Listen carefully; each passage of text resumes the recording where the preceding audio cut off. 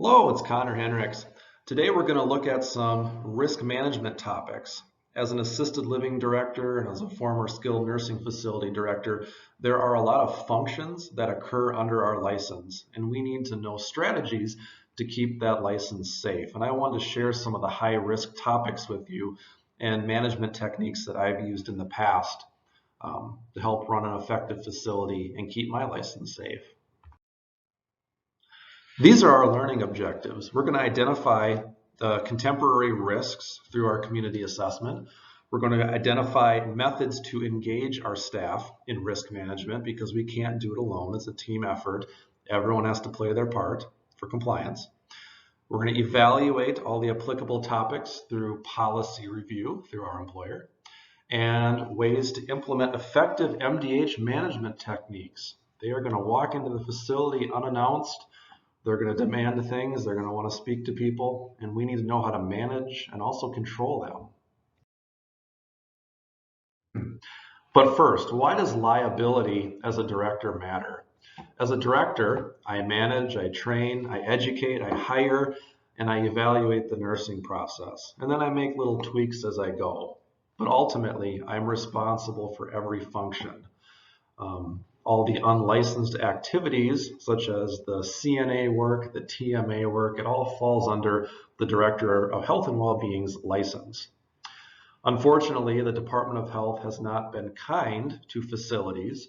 In 2020 alone, over 30% of care facilities received an actual harm tag, which would be an immediate jeopardy or a level 4. Now, actual harm also encompasses the G tag and the level 3, but I'm just doing the IJ and the level 4.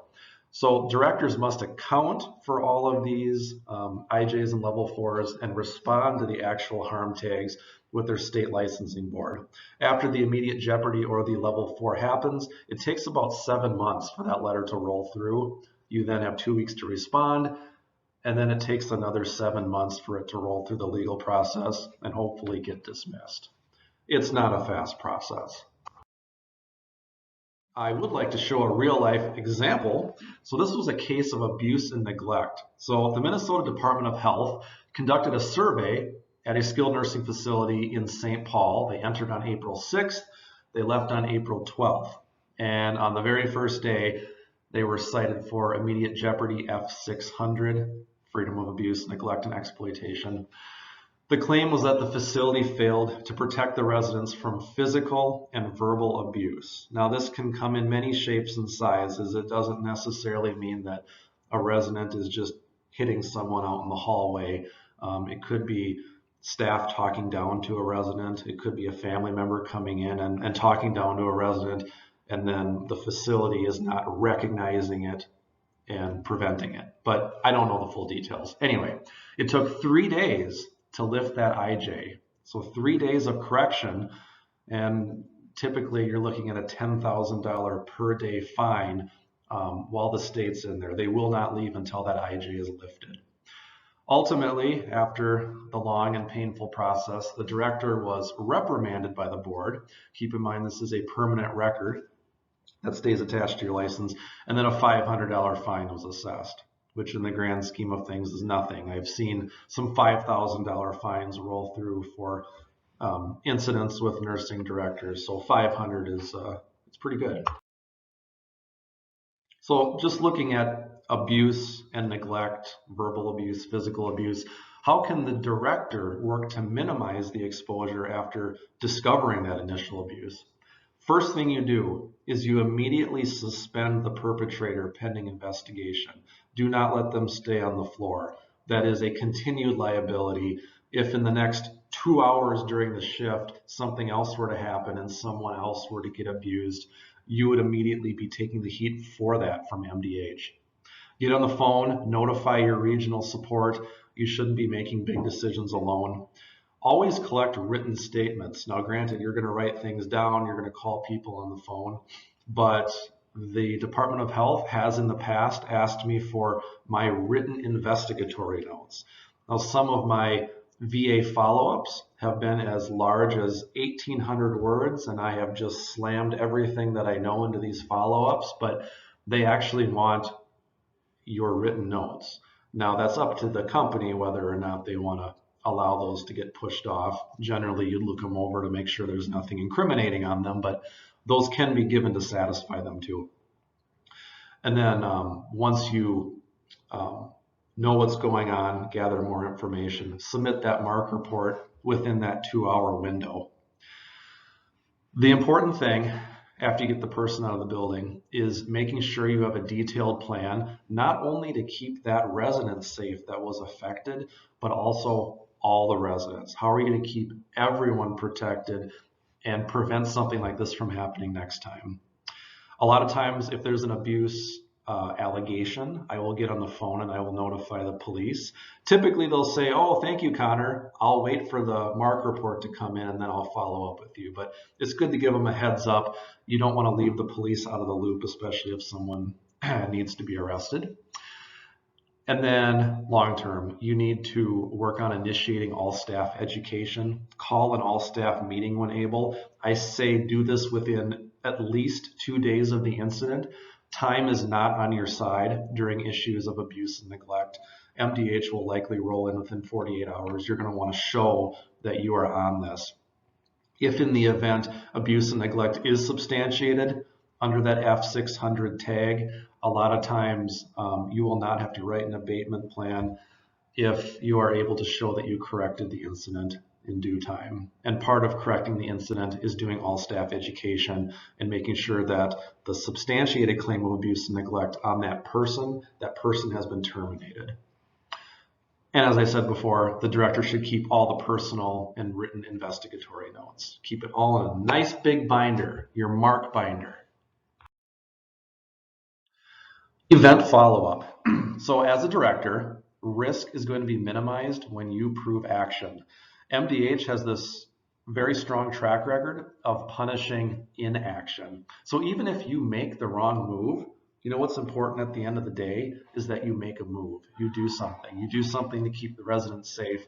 Even if it's not right, you can make your point, show that you did something timely, and a lot of times they will just take that at face value and move on. The decisions that are made after traumatic events must be swift and decisive. Don't go backwards. Don't flip-flop. Stick to your guns and just do what's right. I have a decision tree that I use. It is called first, doing the right thing. Second, MDH. And third, law and policy. So just do what's right. It's always about doing what's right. Use an interdisciplinary team for the next steps. Everyone in leadership should be getting together after a traumatic event to talk it over and put together the action plan. Again, you're not alone. Don't ever do anything alone. You want some other group to fall back on because you're only one person. And then utilize your risk management for internal documentation. So your risk management profile within Point Click Care or ElderMark or Matrix, that is legally not part of the medical record. You can put more into there than you think, and you can release what you see fit. So some high-risk facility topics I want to talk about. Choking death related to wrong diet, failure to initiate CPR, falls with injury or failing to intervene timely, I'm okay checks or call-out response times. MDH is always looking at call-out response times. Abuse and neglect, a lot of that's just making sure education's in place. And then facility accidents. You know, the Titanic sank and that was not supposed to happen. Sometimes there might be an equipment malfunction, a Hoyer lift will break, someone will fall and die. It's a terrible accident. It's no one's fault, but unfortunately, immediate jeopardies and level 4s will come out of that as well. So our first case example, the wrong diet. So let's use 94-year-old Helen, who was served an ITSE 7 or regular diet instead of the ITSE 4 puree diet. The person that served her was going through the first day of work here alone. The resident began to lose consciousness very quickly. The server said, "Oh my God, nursing, help me." So staff came by and they were able to revive the Heimlich, revive the resident after a failed Heimlich but a successful CPR. So in this case, The plan of care was violated, so it would be appropriate to submit a MARC report to the county. Going into this, remember, it's all about what did you do next? How did you keep the residents safe? Did you update this resident's plan of care? Did you call an all-staff meeting? Did you get your staff members to sign off on the education? My real life scenario, and we didn't have to do a MARC report because we actually followed the plan of care. I call this the waffle incident. I had a resident that was served a waffle for breakfast in her room, and she choked on the waffle. Staff saw her choking on the waffle when they walked by, so they immediately came into the room, did the Heimlich. The Heimlich was not successful. They then started CPR, but that was not successful, and she did pass away, unfortunately. And this was a sad incident, but we were following the NC7 diet. She was allowed to eat in her room. Speech had previously cleared her. There weren't any pre-existing conditions that would make me think she has a swallowing issue or even a memory issue. So really digging deep, we determined that there wasn't anything to report, but we wanted to be very transparent with the family. On a company level, we wanted to think of other prevention methods for the future. But like I said, things happen and things happen unexpectedly, and we just have to respond.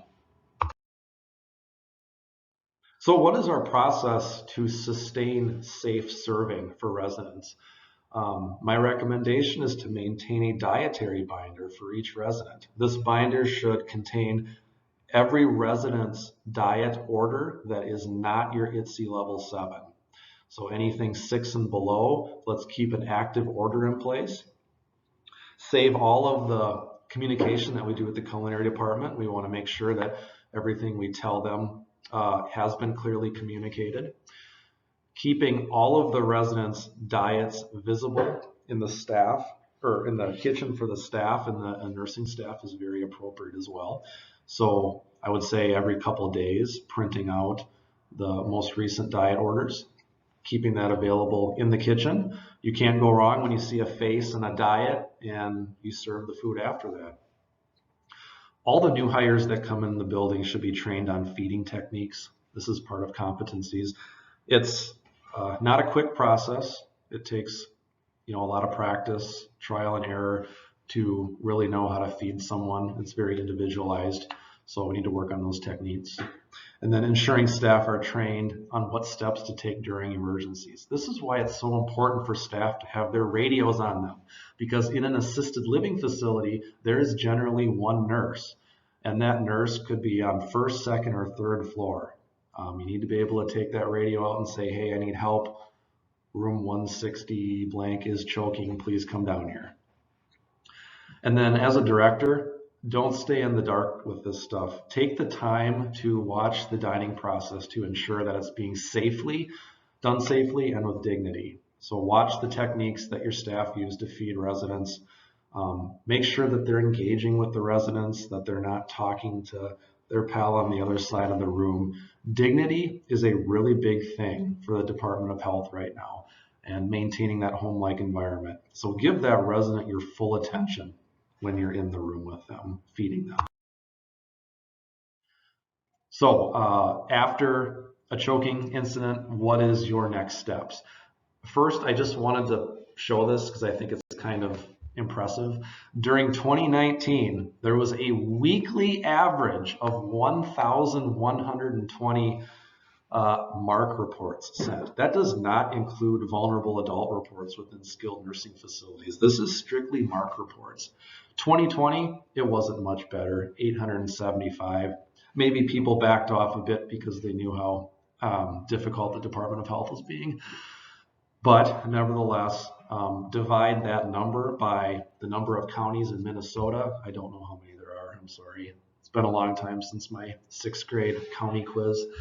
And then you'll see how many are submitted per county, probably much more up here in Hennepin. But back to the incident, initiating timely CPR.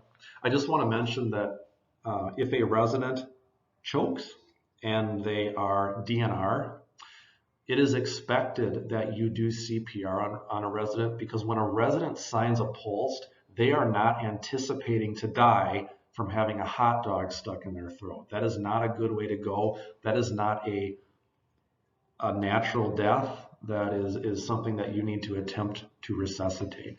So the Mayo Clinic Ethics Committee took a very firm stance on this back in 2018, that you do CPR when a DNR resident is choking.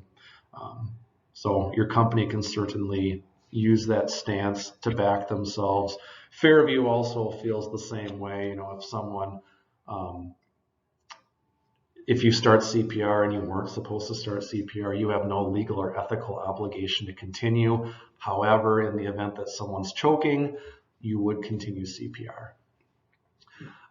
So anyway, after the incident, always look to see if the plan of care was violated. If it was, investigate, submit your mark, re-educate, and document.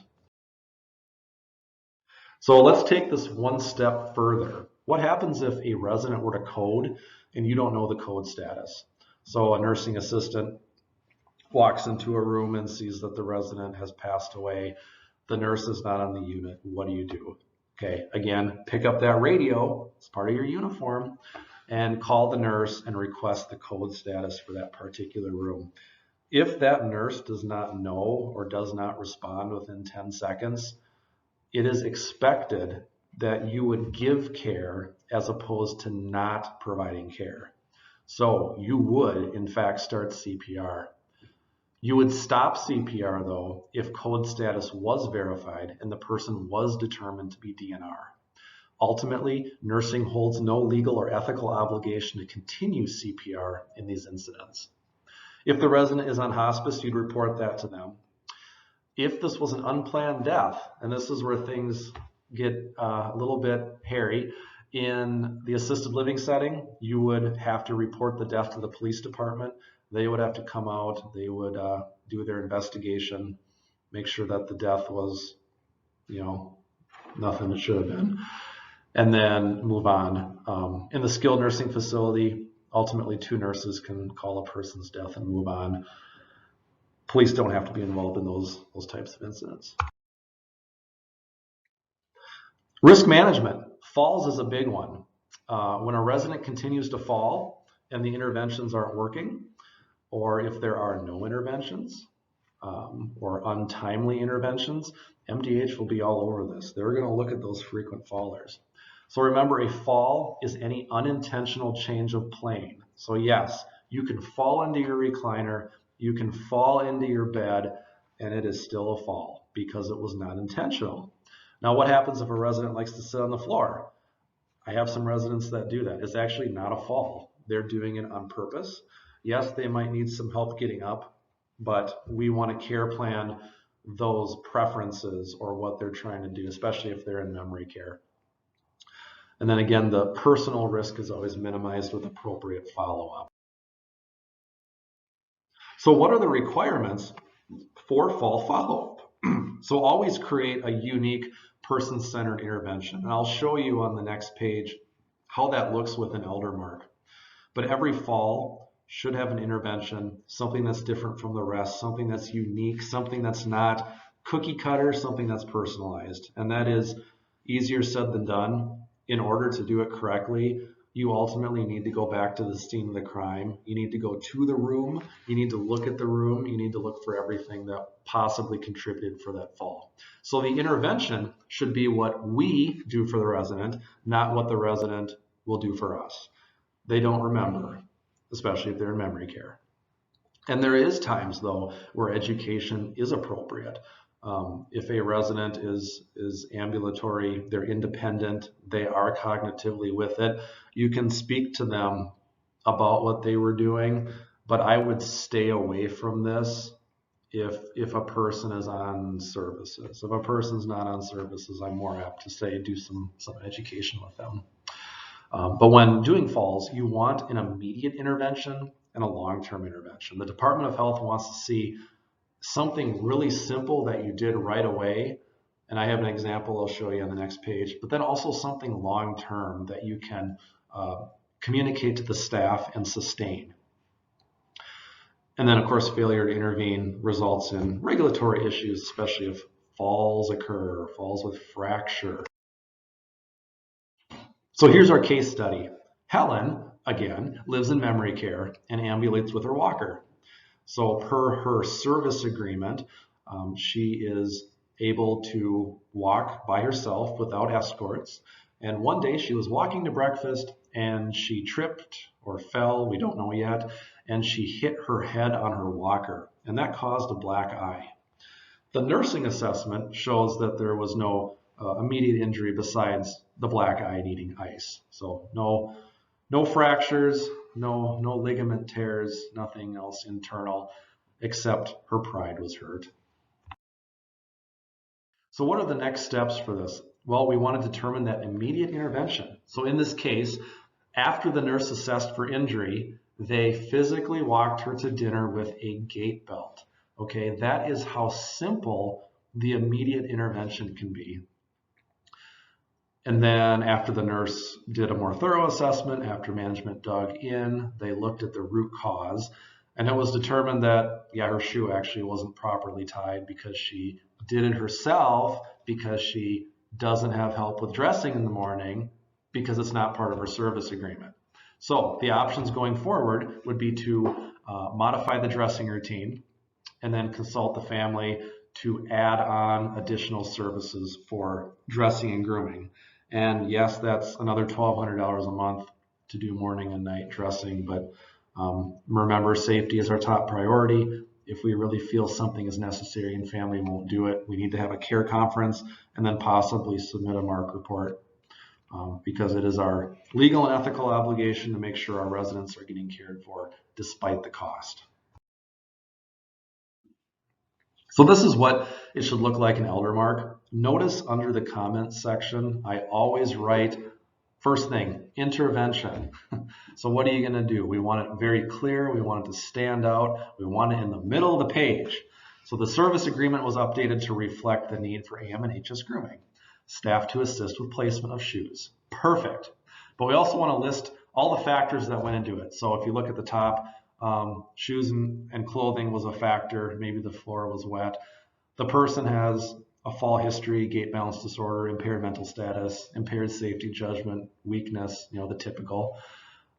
Medical factors, we determined that she was having some pain in her back that day, and that's why she couldn't bend over to tie her shoe. So again, we are going to either add the service of dressing and grooming, or we are going to get therapy involved to address the back pain. Or she just needs a good chiropractor. They work too. So what's the best practice for the nursing director to follow up on falls? So the director should follow up on falls no later than 48 hours after the incident. They should be looked at, reviewed, closed out. We want to interview staff to obtain the best picture of the event. Again, return to the scene of the crime, look and see what environmental factors were present. Maybe take a look at the chart, do a medication review, see what meds the person's on. And then brainstorm interventions with the staff to get personalized results. As a director, you're looking at this from afar. You're not doing the hands-on care all the time. The staff are going to know the resident the best. You're going to get the best results by interviewing the staff and asking them for their ideas. And it never hurts to involve family. They know their parent or grandparent.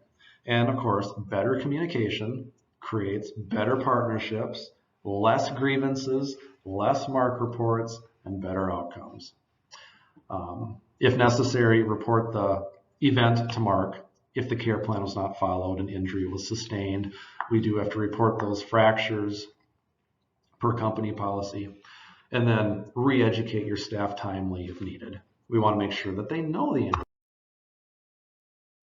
Next topic is I'm okay checks. This is mainly just an assisted living topic. So there are assisted living residents and there are independent residents. There are people that just rent their rooms and live there. However, per the new regulations in August that came out, it doesn't quite work that way anymore. Everyone is part of that assisted living umbrella. So we are now also responsible for those true independent living residents. So they have a button that they can hit in their room when they wake up in the morning in their bathroom. And when they hit it, it goes to our computer, our aerial system, and it says, I'm fine. I don't need anyone to come up. I am still alive. I'm not hurt. If they don't hit it, we need to check on them because that indicates to us that maybe something's wrong. Maybe someone had a stroke and we need to get in there and intervene. So the purpose of the I'm OK check is to ensure the independent living residents are accounted for every 24 hours, minimum. So case scenario, how the system should work. Independent living resident Mary typically hits her I'm OK button every day at 10 a.m. So staff went through the I'm OK checks, turned it into concierge who does the follow-up calls, and she finds out that, oh, Mary has not been checked on. So staff were asked to check on Mary, and this was like at 1 p.m., a couple hours after we do the I'm OK check, and we discovered that she had a stroke. But the timely response, the systems we had in place ultimately saved her life. Here's the system failure. Let's say there was a travel nurse that was filling in for the day. And yeah, sometimes you kind of have to hold their hand because they're not familiar with the organization and the systems unless they've been there before. They're still good, by the way.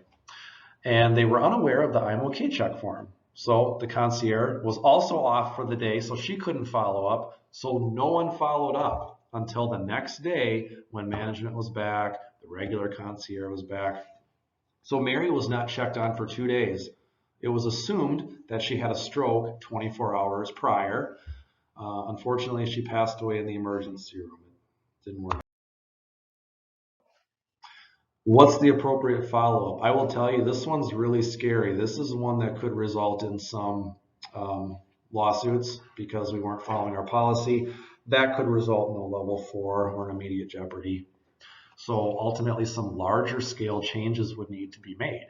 So the immediate intervention, always something immediate and then something long term. The immediate one would be staff do physical checks on everyone for 48 hours. So every day, staff need to go to each person's room, knock on the door, and make sure they're okay.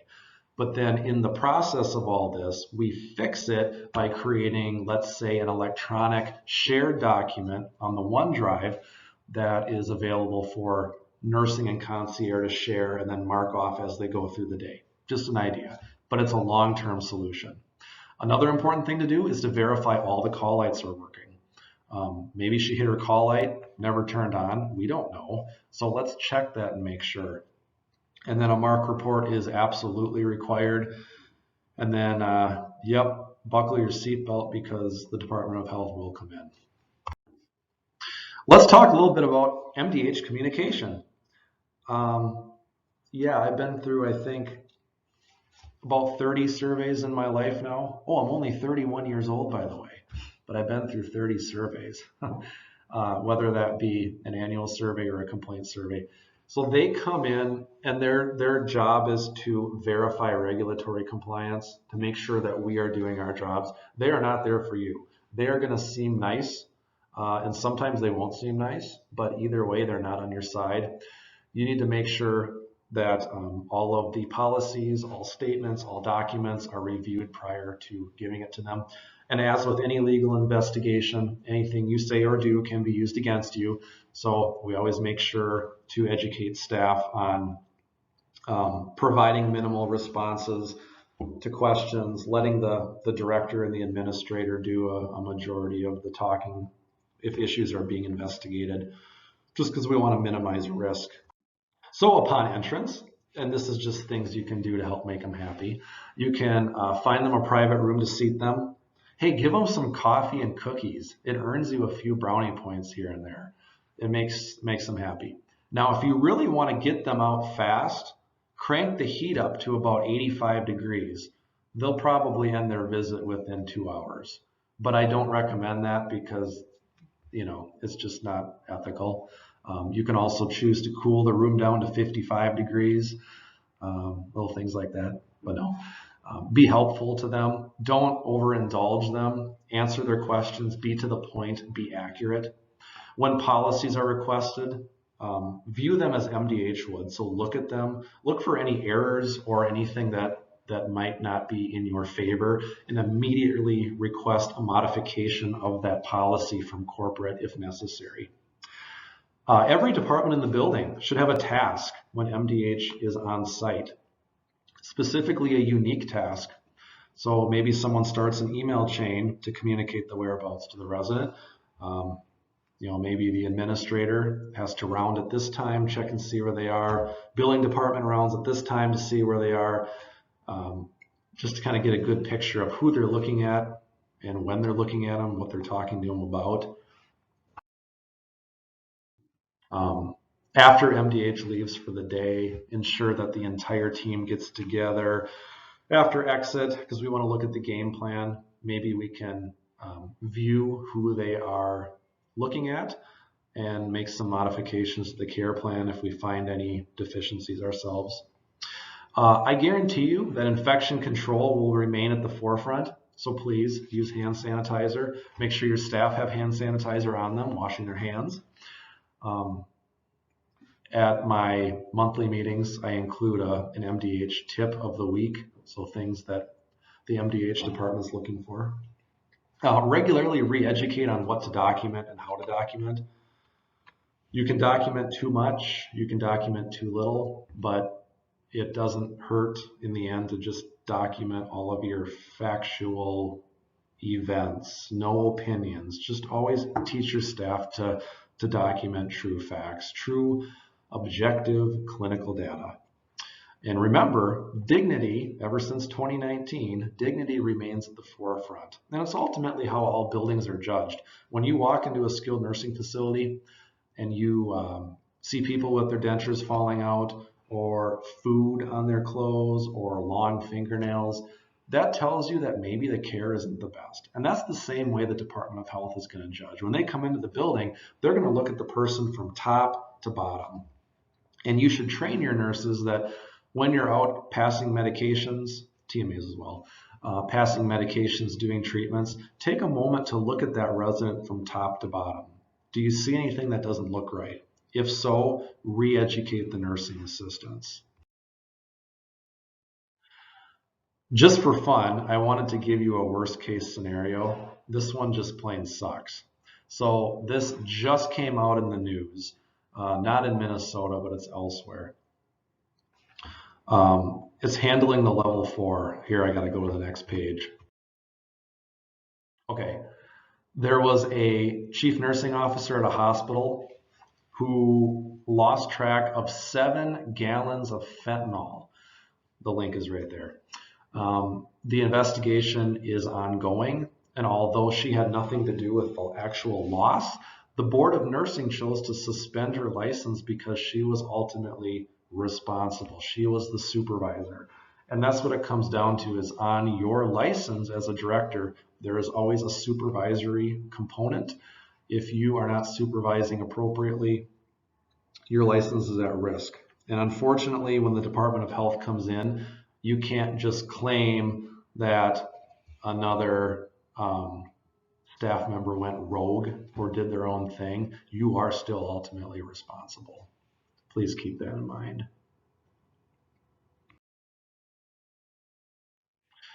Key takeaways from the presentation here: pendants, falls, resuscitation, accidents, abuse, neglect.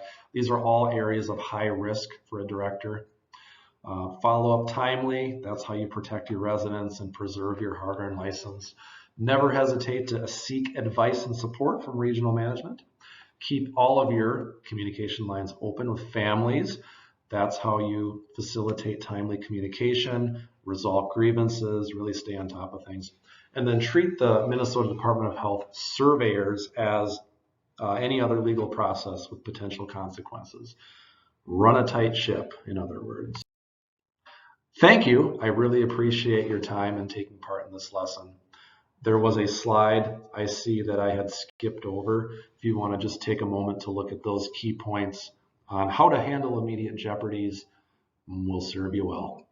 Thank you and have a great day.